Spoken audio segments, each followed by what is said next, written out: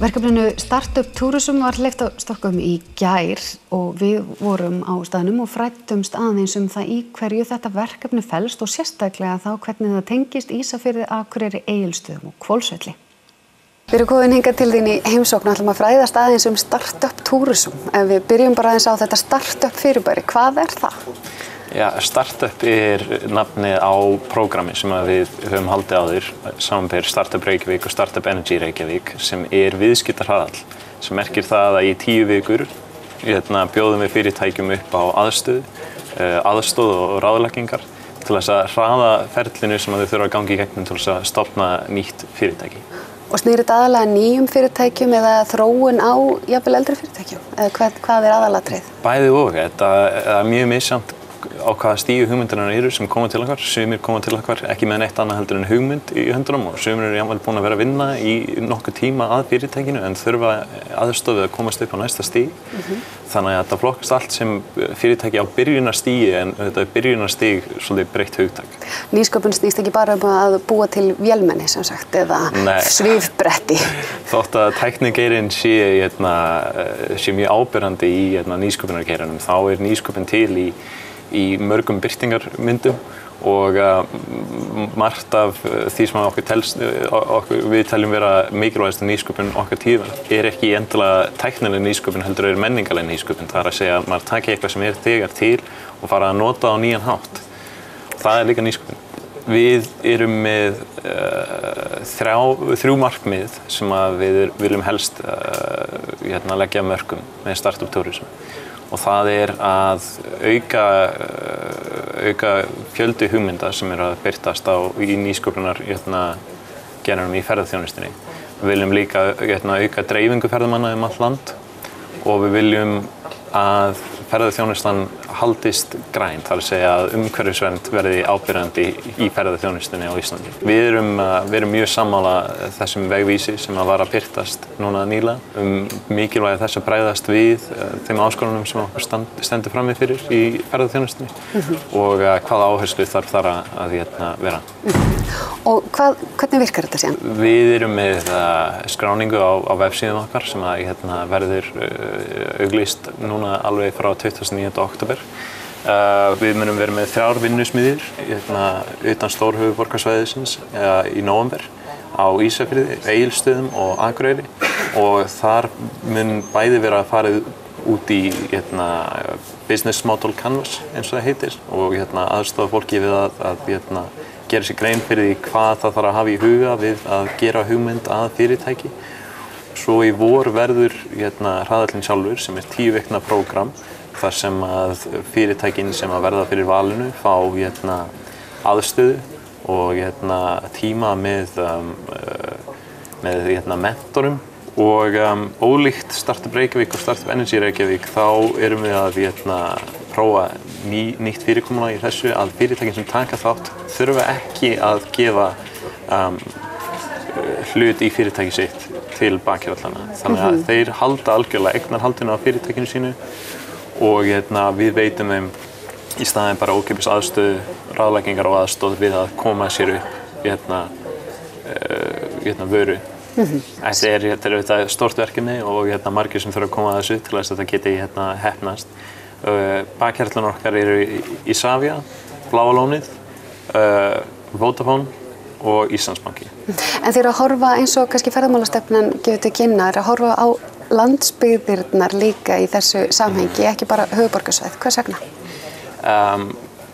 Við teljum og ég held að það sé almennt bara skoðun margra að náttúra Íslands okkar helsta verðmæti og það það sem dregur rosalega marga ferðamenn að og þar sjáum við bæði tækifæri í landsbyggðinni auk þess sem að það bara vit í því að dreifa áleið þannig að það enda ekki bara allt í suðvesturhorninu heldur fari líka austur og vestur og norður og þar sem að það bæði pláss fyrir fleiri ferðamenn og margt að sjá og margt að upplifa svo að fólk upplifi líka svo ferðamennir sem koma hingað upplifi raunverulega íslenska menningu en ekki bara einhverja ferðamanna menning. En kannski að lokum fyrir þá sem eru kannski á höfuðborgarsvæðinu og geta ekki sótt á þessa staði eða eru í öðrum svæðum, síminn opinn, e-mail opið, má koma? Það má alltaf hafa samband við okkur í gegnum samfélagsmiðla eða senda mér tölvupóst, það bara oddur@innovate.is. Svo erum við staðsett í tæknigarði og það alltaf óhætt að hafa samband eða koma í heimsókn. Ef það einhverja spurningar sem vakna, þá er hurðin alltaf opin.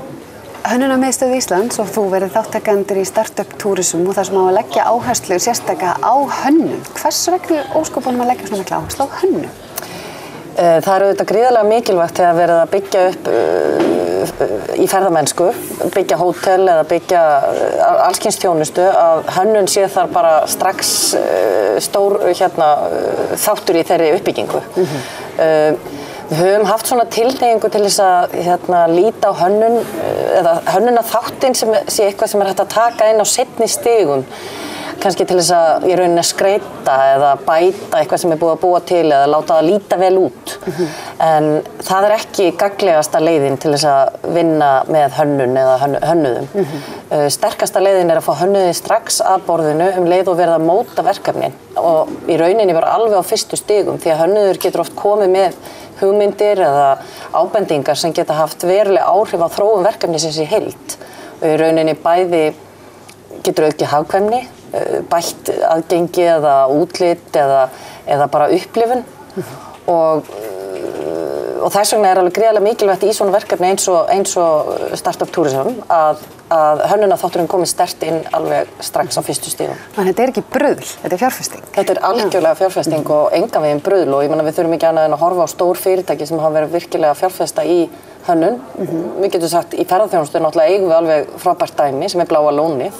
Þar hafa menn virkilega haft hönnunarþáttinn með í farteskjunni alveg frá upphafi og við munum mörg eftir því sem var áður en að Bláa lónið reis. Það var nú svolítið svona bara norskir tréskúrar og einhver skrítin tónlist og eitthvað svona pínu strand eftir herma. Þannig að hönnunin hefur svo rosalega mikið að segja í sambandi við upplifun notandans og í rauninni er hönnuðurinn, góður hönnuður, túlkar hluti fyrir notandan. Hann er alltaf í stöðu notandans, hvernig verður þetta betra fyrir hann, hvernig líður hann betur, hvernig geta hlutinni verið aðgengilegri, þægilegri og auðvitað fallegri og þar með svona jákvæðari. Og þess vegna líka mjög skiptir máli að við eigum þetta góða land okkar og það er mikill hraði í uppbyggingunni og við þurfum svolítið að gæta því að vanda okkur og það að taka hönnunin er líka hluti af því að auka gæði og ekki sleppa svona stóru ekki svona hraðskauta yfir svona stórt og mikilvægt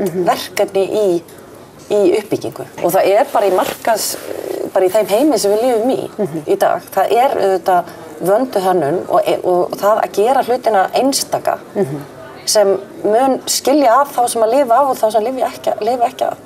Það er bara þannig. Og núna í gegnum þetta Startup Tourism verkefni, þá í rauninni gefst fólki í sjálfu sér einstakt tækifæri til þess að sækja í mentora eða læri mæður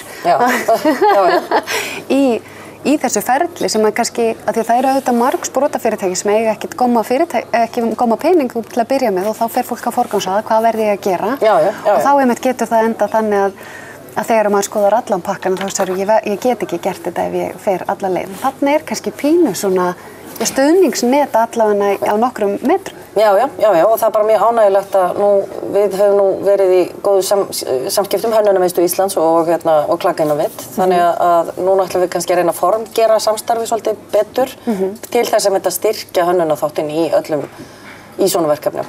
Segðu okkur það bara aðeins að lokum kannski frá ykkar aðkomu. Hvernig verður hún bara í praxís?